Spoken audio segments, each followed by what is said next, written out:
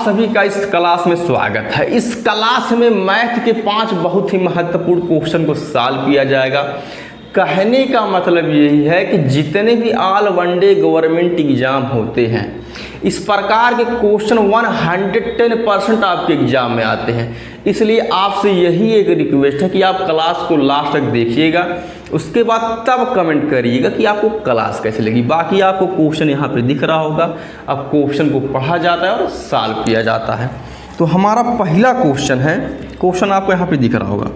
दो संख्याएं किसी तीसरी संख्या से क्रमशः 10% और 25% अधिक हैं।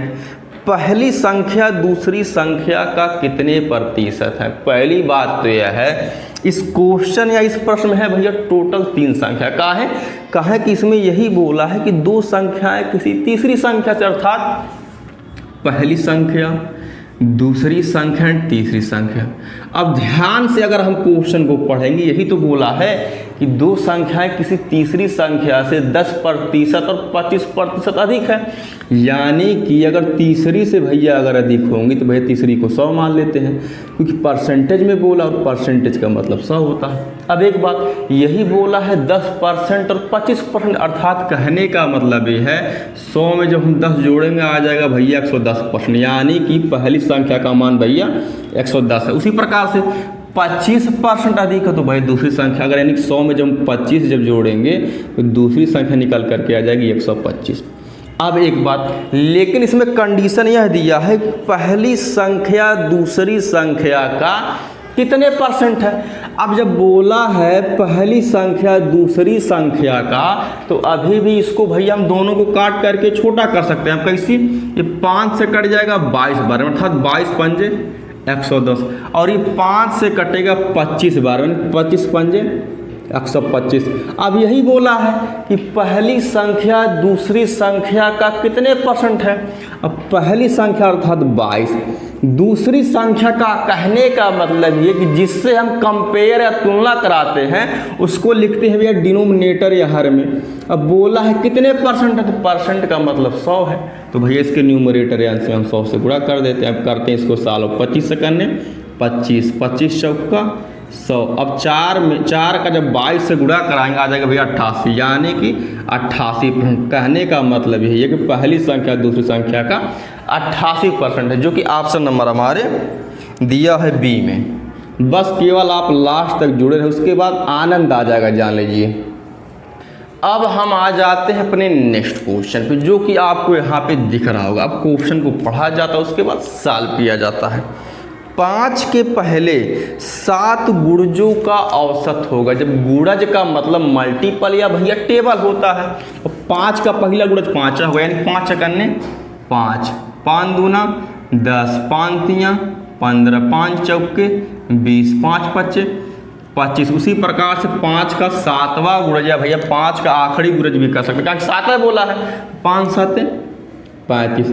अब एक बात, जब यह गुणज है वही 5 का, तो कहने का मतलब जब गुणज है तो भैया शुरू से लेकर लास्ट तक की संख्या में डिफरेंस सेम होगा, जो कि भैया 5 का डिफरेंस है। क्यों? क्योंकि भैया 5 का गुणज है तो 5 का तो डिफरेंस होगा। हम बाकी देख भी सकते हैं, 5 में 5 जोड़ते हैं 10 आ जाएगी, 10 में 5 जोड़ेंगे भैया 15, 15 में 5 20। कहने का मतलब ये है यहाँ से यहाँ तक की संख्या में 5 का डिफरेंस है। अब जब डिफरेंस जब सेम होता है, जब यह अंतर सेम होता है, तो औसत निकालने का सबसे आसान तरीका यह होता है पहली संख्या प्लस अंतिम संख्या बटे 2, अर्थात पहली संख्या यानी कि 5 प्लस अंतिम संख्या अर्थात 35 बटे 2। अब हम 35 में जब 5 जोड़ेंगे 5 5 आ जाएगा 40। अब इसको जब भैया 2 से भाग कर देंगे, यानी कि 20 दूना 40, यानी कि 20 हमारा आंसर हो जाएगा, जो कि ऑप्शन नंबर हमारे दिया गया है सी में। अब हम आ जाते हैं अपने नेक्स्ट क्वेश्चन पे। कहने का मतलब यही कि हम क्वेश्चन पढ़ेंगे वही जो भैया एग्जाम में आएगा। बाकी आपको क्वेश्चन यहाँ पे दिख रहा है, आपका 1% भी ज़्यादा समय नहीं लिया जाएगा। सीधे हम क्वेश्चन को पढ़ते हैं, सॉल्व करते हैं, उसके बाद क्वेश्चन आपको यहाँ पे दिख रहा होगा। एक दुकानदार 15 रुपए की 9 की दर से पेंसिलें खरीदता है। तथा 12 रुपए की 6 की दर से बेचता है तो उसका लाभ परसेंट क्या होगा। अगर हम इस क्वेश्चन को अगर ध्यान से पढ़ेंगे तो भैया एक सामान को एक बार खरीदा जा रहा है फिर उसी सामान को बेचा जा रहा है। कहने का मतलब यही है कि इस प्रश्न में एक बार पेंसिल को खरीदा जा रहा है और एक बार पेंसिल को ही बेचा जा रहा है। तो इस क्वेश्चन को सॉल्व करने का सबसे आसान तरीका यह है रुपया बटे वस्तु। अब एक बात, जब एक ही सामान को खरीदा और बेचा जा रहा है तो इधर भी भैया वह टर्म रहेगा अर्थात रुपया बटे वस्तु, लेकिन अलग क्या रहेगा। कहने का मतलब ये है कि ये हमारा है भैया क्रय मूल्य वाला प्राइस और ये है विक्रय मूल्य वाला प्राइस। अब जब ये क्रय मूल्य वाला जब प्राइस है तो भैया वस्तु में हम करेंगे 100 से गुणा, ये बराबर का साइन है। और जब ये विक्रय मूल्य वाला प्राइस है तो भैया वस्तु में हम करेंगे x% से गुणा। अर्थात कहने का मतलब ये है हमको x% का ही मान ज्ञात करना। अर्थात कहे का मतलब यह है हमको लाभ या हानि का परसेंट ज्ञात करना है, लेकिन इस क्वेश्चन में हमको लाभ ही होगा। क्यों? क्योंकि क्वेश्चन में पहले से ही बोल दिया है कि भैया लाभ परसेंट क्या होगा। अब हम वैल्यू को करते हैं पुट। ध्यान में दीजिएगा कि ये क्रय मूल्य वाला भैया वैल्यू रखेंगे, यहाँ पे विक्रय मूल्य वाला सेलिंग प्राइस या। तो अब हम क्वेश्चन को देख लेते हैं। यही बोला है कि 15 रुपए की दर से 9 पेंसिलें खरीदता है तो रुपया बटे वस्तु अर्थात 15 बटे 9 गुणे 100 बराबर। अब इधर विक्रय मूल्य वाला प्राइस तो यहाँ पे बोला है 12 रुपए की 6 की दर से बेचता है अर्थात 12 बटे 6 गुणे x%। अब इसी x% का हमको मान ज्ञात करना है। अब हम इसको करते हैं सॉल्व।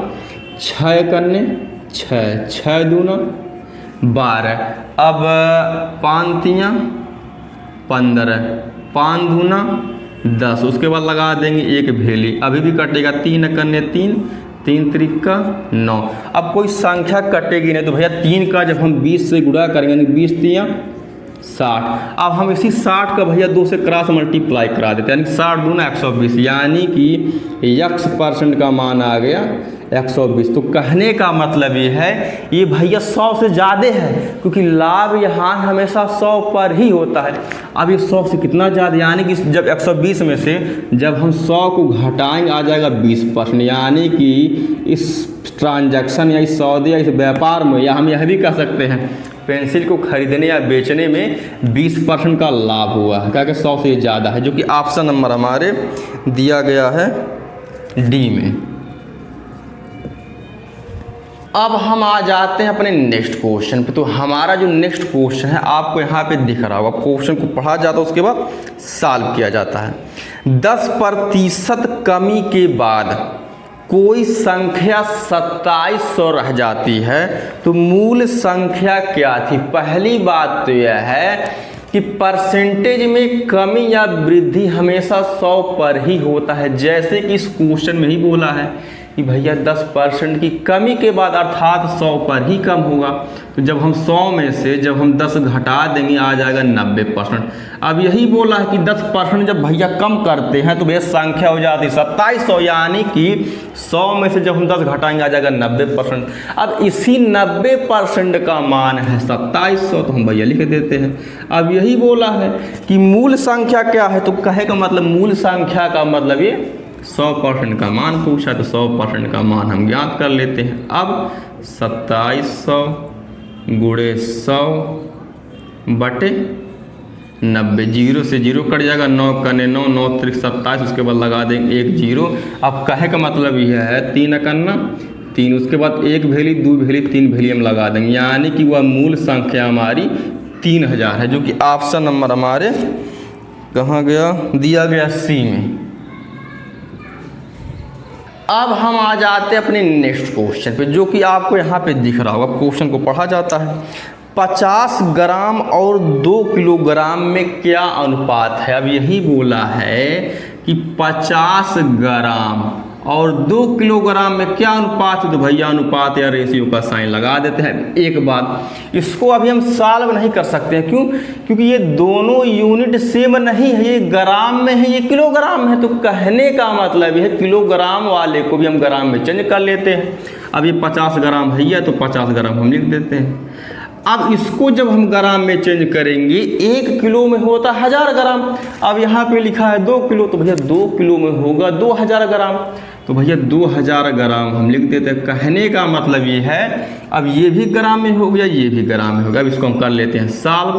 तो 0 से 0 कट जाएगा, 5 चकन्ने 5, 5 चौके 20, उसके बाद लगा देंगे 1 0, यानी कि 1:40 हमारा आंसर हो जाएगा, जो कि ऑप्शन नंबर हमारे ए में दिया गया है। इस क्लास का यह लास्ट क्वेश्चन है। आपसे एक रिक्वेस्ट रहेगा कि क्लास को लाइक शेयर सब्सक्राइब कर दीजिएगा। बाकी धन्यवाद, और कमेंट करके बताइए कि आपको क्लास कैसी लगी।